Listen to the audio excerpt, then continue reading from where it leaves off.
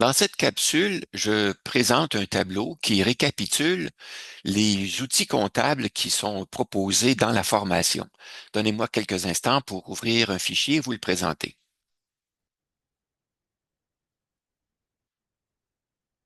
Vous devriez voir à l'écran un tableau qui présente les outils comptables qui sont proposés.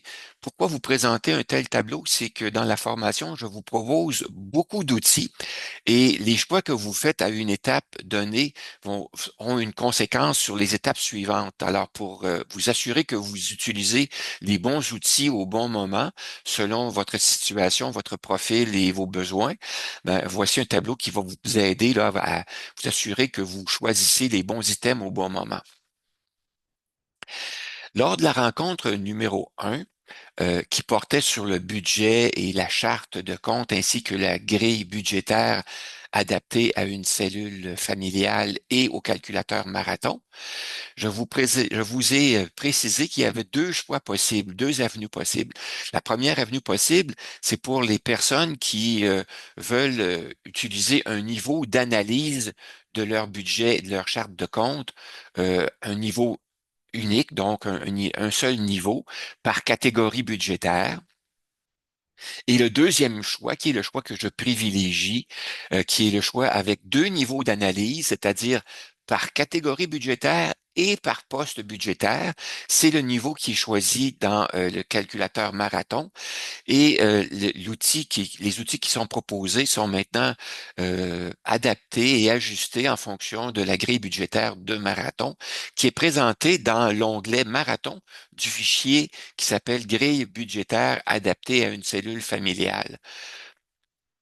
Donc, c'est cet outil-là que je privilégie, mais par contre, étant donné que c'est un petit peu plus complexe, les gens qui veulent préparer un budget avec une situation un peu plus simple, une analyse plus simple, ben, vous pourrez choisir l'autre choix.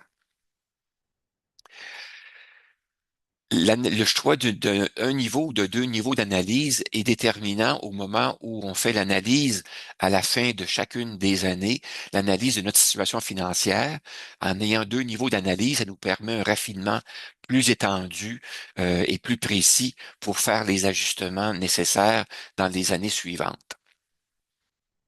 Lors de la deuxième rencontre, on a abordé plusieurs sujets. Le premier sujet qu'on a abordé, c'est la récupération des données bancaires qui pouvaient être fait soit simplement en sélectionnant et en copiant un tableau de données depuis les données de notre site bancaire.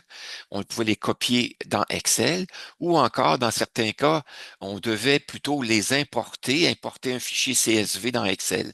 Donc, on vous a montré comment faire l'importation d'un fichier CSV dans Excel et on a préparé aussi un outil d'importation automatique de fichiers de données bancaires dans Excel. L'autre sujet qui a été présenté, c'est comment faire un relevé de nos revenus et de nos dépenses au fur et à mesure que l'on les fait à chaque semaine ou à chaque jour. Alors, il y a des outils qui ont été proposés pour le premier choix avec un seul niveau d'analyse. C'est l'outil qui s'appelle Suivi des comptes. Et pour les gens qui utilisent deux niveaux d'analyse, donc avec catégorie budgétaire et poste budgétaire, je proposais l'outil qui s'appelle Suivi des transactions. Maintenant, ces deux outils-là peuvent être utilisés soit pour les gens qui vivent seuls ou encore pour les gens qui vivent en couple. J'ai préparé des versions additionnelles adaptées aux personnes qui vivent en couple. Donc, suivi des comptes pour couple et suivi des transactions pour couple. Ce qui nous permet dans le même fichier, d'assurer la répartition des dépenses communes dans le couple. Et on a également abordé un autre sujet qui est la contribution de chacun des conjoints aux tâches du ménage. Et pour ça, je vous ai présenté le calculateur de budget de couple qui tient compte du travail invisible ou pas, c'est un calculateur qui a été préparé par Madame Hélène Sarah Bécotte et vous avez le lien qui vous permet là, d'aller rechercher le calculateur et de l'utiliser pour calculer la contribution de chacun des conjoints aux tâches du ménage. Dans la rencontre suivante, la rencontre numéro 3, elle portait sur la compilation des résultats annuels. Les outils que j'ai préparés, que je vous repose sont différents selon qu'on est une personne qui vit seule ou selon qu'on est en couple et on aura à ce moment-là des gabarits ou des outils distincts. Les personnes qui veulent faire une analyse seulement qu'avec les catégories budgétaires, vous pourrez utiliser le fichier qui s'appelle résultat annuel et les personnes qui veulent utiliser deux niveaux d'analyse, soit par catégorie budgétaire, vous avez utilisé le fichier suivi des transactions pour le relevé quotidien de vos revenus et dépenses et vous utiliserez pour la compilation des résultats annuels le fichier qui s'appelle résultat annuel avec suivi des transactions.